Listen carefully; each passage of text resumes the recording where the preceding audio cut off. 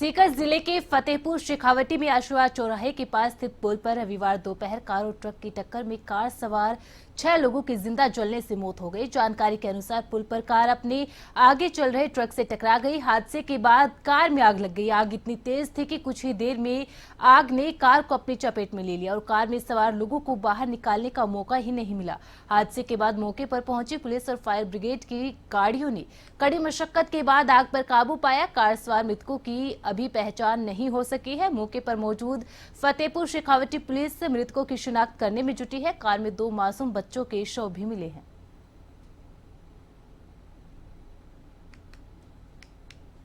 आशीर्वाद बोलिया पे एक ट्रक के पीछे से सेंट्रा गाड़ी जो यूपी नंबरों की है वो पीछे से घुसते ही उसमें आग लग गई। उसमें जली हुई अवस्था में 6 डेड बॉडियां मिली हैं, जिनमें 2 बच्चे भी हैं। कोटा शहर के कुन्हाड़ी इलाके की लैंडमार्क सिटी के एक हॉस्टल में रविवार सुबह भीषण आग लग गई। सूचना पर अग्निशमन विभाग की दमकल और पुलिस का जाब्ता मौके पर पहुंचा और हॉस्टल में रह रहे कोचिंग छात्रों को बाहर निकाला। लैंडमार्क सिटी के हॉस्टल से धुआं निकलते देख लोगों ने प्रशासन और पुलिस को जानकारी दी। आग इतनी तेजी से फैली कि हॉस्टल का सारा सामान जल गया। घटना में 7 छात्र झुलसने पर उन्हें अस्पताल भेजा गया। एक छात्र आग के चलते ऊपर से कूद गया, जिससे उसके पैर में फ्रैक्चर हो गया। बताया जा रहा है कि आग शॉर्ट सर्किट से लगी है। पुलिस मामले की जांच कर रही है। आग लगने से पूरे इलाके में अफरा तफरी का माहौल हो गया है।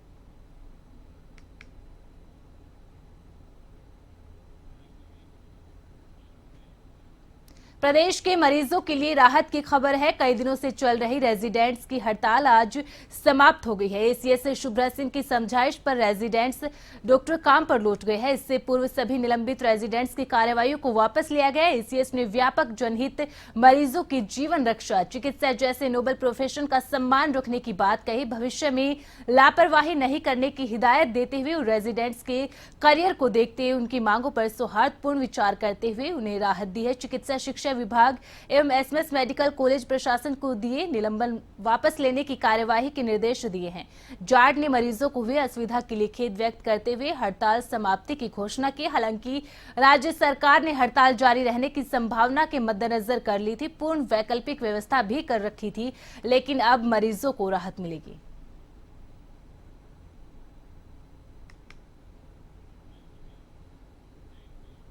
भिवाड़ी थाने के पीछे 10 अप्रैल को Florida electrical industries private limited company के पास गंदे नाले में मिले एक नाबालिग के शव के मामले का पुलिस ने खुलासा किया है। नाबालिग को उसकी ही मां ने अपने प्रेमी के साथ मिलकर हत्या कर दी थी। नाबालिग बचपन से ही दिव्यांग था और उसकी बीमारी के इलाज के लिए काफी पैसे लगाने पड़ रहे थे। नाबालिग के इलाज के खर्चे से परेशान होकर उसी की मां ने अपने प्रेमी के साथ मिलकर उसकी हत्या कर दी। एडिशनल एसपी अतुल साहू ने बताया कि इस मामले में नाबालिग मृतक विक्रम की मां मुन्नी देवी निवासी झारखंड और उसके प्रेमी अरविंद यादव निवासी बिहार को गिरफ्तार कर लिया गया है।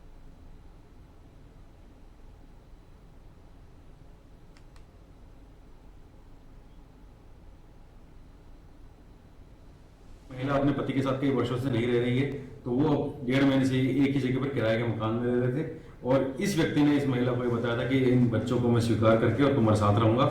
लेकिन ये इसी दौरान इन्होंने इस तरह का ये घटना को कैसे 6 तारीख की शाम की बात थी, जब ये दोनों साथी थे और ये दोनों इस बच्चे को पहले बाहर लेके आए, सूरज सिनेमा के रास्ते से होते हुए थाने की तरफ जो रास्ता आता है उस तरफ लेके आए और फिर इन्होंने पहले उसको रोड पे मारने का प्रयास किया और फिर जहां एक सुनसान जगह थी वहां पर इसकी हत्या करके और पास ही एक नाला था उसमें उन्होंने पटक दिया। बांसवाड़ा जिले में वृद्धजन और दिव्यांगजन की होम वोटिंग शुरू हो गई। इस दौरान बांसवाड़ा जिले के कुशलगढ़ विधानसभा में उपखंड अधिकारी की मौजूदगी में वृद्ध के घरों में जाकर मतदान करवाया गया। इस दौरान मतदान दल की ओर से बाकायदा निर्वाचन के नियमों की पालना करते हुए मतदान प्रक्रिया पूर्ण करवाई गई।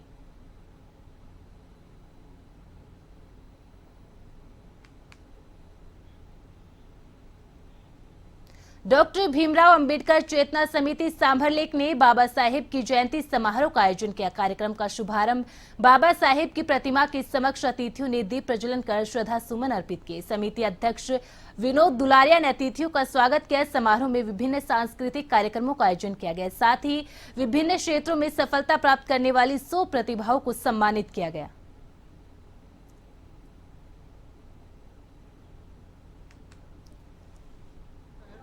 इसके अलावा समिति के जो अच्छे वर्कर होते हैं, जो समिति का सहयोग करते हैं, उनको भी पुरस्कार दिया जाता है। इसके अतिरिक्त जिन बच्चों को राजकीय सेवा में या केंद्रीय सेवा में कहीं स्थान मिलता है, कहीं अच्छी पोस्ट पे जाते हैं, उन बच्चों को भी यहाँ पुरस्कृत किया जाता है। और आज के कार्यक्रम में पिछले 3 वर्षों में जो समिति ने कार्य किया है, उसके ऊपर एक पुस्तक जो है बनाई गई है, डॉक्यूमेंट्स है, लगभग 300 पेज 10 के उसमें 310 पेज हैं, और उसमें 2 पुस्तकों का विमोचन किया गया है। 3 साल की जो गतिविधियां हैं, उनकी पिक्चर्स है, उनके डॉक्यूमेंट्स है, और भी अन्य दस्तावेज उसके साथ में हैं। और उस प्रकार से उस पुस्तक का जो विमोचन है, वो हमारे जो बाबा साहब का रोल जो भूमिका कर रहे हैं, जो बालक कर रहे हैं, उसके द्वारा पुस्तक का विमोचन करवाया गया है। अलवर में शिक्षा मंत्री मदन दिलावर ने एक बड़ा बयान देकर सबको चौंका दिया। मदन दिलावर ने कहा कि ईडी जल्द ही कांग्रेस के प्रदेशाध्यक्ष गोविंद सिंह डोटासरा और पूर्व सीएम अशोक गहलोत को गिरफ्तार कर जेल भेजेगी। इस बयान के बाद सैनी समाज समेत कांग्रेस के नेता और कार्यकर्ताओं ने इसकी कड़ी निंदा करते हुए विरोध जताया है। मदन दिलावर के बयान पर तीखी प्रतिक्रिया करते हुए सैनी समाज के लोग अलवर के नंगली सर्किल पर इकट्ठा हुए और विरोध प्रदर्शन किया। साथ ही शिक्षा मंत्री का पुतला दहन भी किया।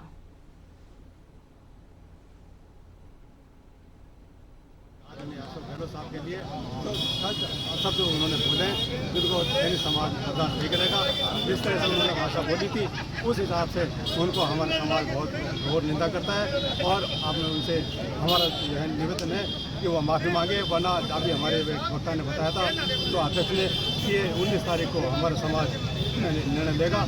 और अगर या तो भूपेंद्र जी उसको या बीजेपी के नेता उसको माफ़ी मांगे, मदन दिलावर से कहे, और वरना हमारे 19 तारीख को उनके खिलाफ प्रदर्शन रहेगा। वास्तव में निंदनीय है और पूरा समाज इसकी निंदा करता है। और इस तरह के शब्द ऐसे महान नेता के लिए जो अपनी संजीदगी के लिए जाना जाता है, उसके लिए एनकाउंटर जैसे शब्दों का यूज मतलब उनके दिमाग के दिवालियापन को घोषित करता है। और ये बिल्कुल भी बर्दाश्त नहीं किया जाएगा। आज सैनी समाज यहाँ पर इसका विरोध करके उनका पुतला फूंक रहा है, लेकिन यदि उन्होंने माफ़ी नहीं मांगी तो निश्चित रूप से ये आंदोलन बड़ा रूप लेगा। अलवर में हम इसका विरोध करेंगे।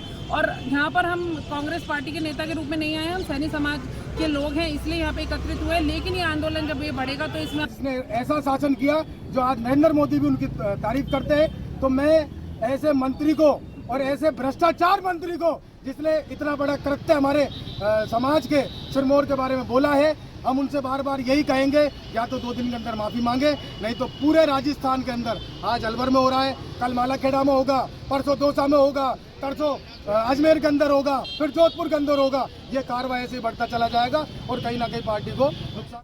प्रदेश के मरीजों के लिए राहत की खबर है। कई दिनों से चल रही रेजिडेंट्स की हड़ताल आज समाप्त हो गई है। एसीएस शुभ्रा सिंह की समझाइश पर रेजिडेंट्स काम पर लौट गए हैं। इससे पूर्व सभी निलंबित रेजिडेंट्स की कार्रवाइयों को वापस लिया गया। एसीएस ने व्यापक जनहित, मरीजों की जीवन रक्षा, चिकित्सा जैसे नोबल प्रोफेशन का सम्मान रखने की बात कही। भविष्य में लापरवाही नहीं करने की हिदायत देते हुए और रेजिडेंट्स के करियर को देखते हुए उनकी मांगों पर सौहार्दपूर्ण विचार करते हुए उन्हें राहत दी है। चिकित्सा शिक्षा विभाग एवं एसएमएस मेडिकल कॉलेज प्रशासन को दिए निलंबन वापस लेने की कार्रवाई के निर्देश दिए गए हैं। जाट ने मरीजों को हुई असुविधा के लिए खेद व्यक्त करते हुए हड़ताल समाप्ति की घोषणा की। हालांकि राज्य सरकार ने हड़ताल जारी रहने की संभावनाओं के मद्देनजर पूर्ण वैकल्पिक व्यवस्था कर ली थी, लेकिन अब मरीजों को राहत मिलेगी।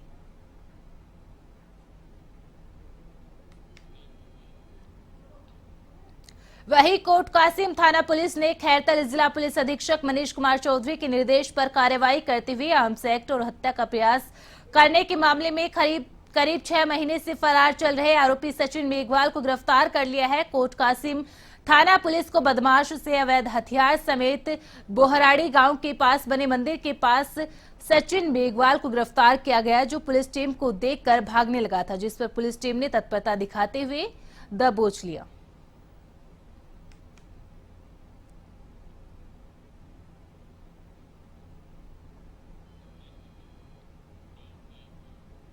भिवाड़ी में दिल दहला देने वाली वारदात का पुलिस ने खुलासा किया है, जहां प्यार में अंधी एक कलयुगी मां ने अपने प्रेमी के साथ मिलकर अपने ही जिगर के टुकड़े को मारकर गंदे नाले में फेंक दिया। बेटी की हत्या का उसके पिता को भी खबर नहीं थी कि उसकी मां ही उसकी हत्यारी है।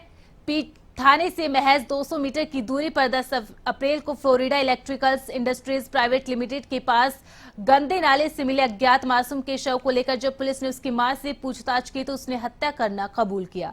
अतिरिक्त पुलिस अधीक्षक अतुल साहू ने बताया कि बच्चे की मां ने बताया कि जन्म से ही बच्चा दिव्यांग था और उसकी बीमारी के इलाज पर काफी रुपए खर्च हो रहे थे। मासूम के इलाज के खर्चे से परेशान होकर उसने प्रेमी की सहायता से उसे मार डाला।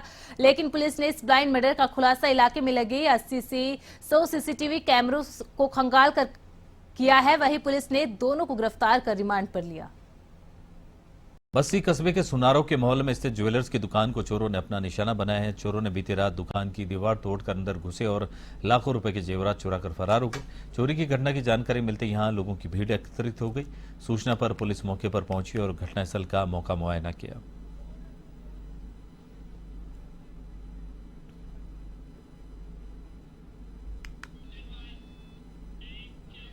भरतपुर में सोमवार को मुख्यमंत्री भजनलाल शर्मा ने भरतपुर लोकसभा प्रत्याशी रामस्वरूप कोहली के समर्थन में वोट की अपील करते हुए मुख्य बाजार में रोड शो किया। यह भरतपुर में पहला मौका था जब मुख्यमंत्री भजनलाल शर्मा ने रोड शो किया।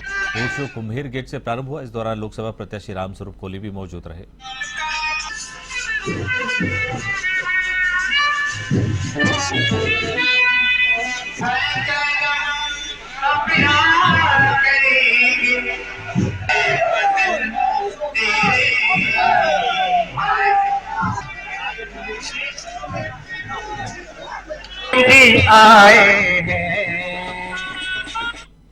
झुंझुनू जिले के पिलानी विधानसभा के विधायक पितराम सिंह कला ने भाजपा प्रत्याशी के विवादित बयान का वीडियो वायरल होने पर प्रतिक्रिया दी है। उन्होंने कहा कि भारत एक लोकतांत्रिक देश है और इसमें हर एक मतदाता को अपना मतदान करने का अधिकार है, लेकिन जिस तरीके से भाजपा के लोकसभा प्रत्याशी शुभकरण चौधरी कह रहे इस तरह के बयानों की हम निंदा करते हैं।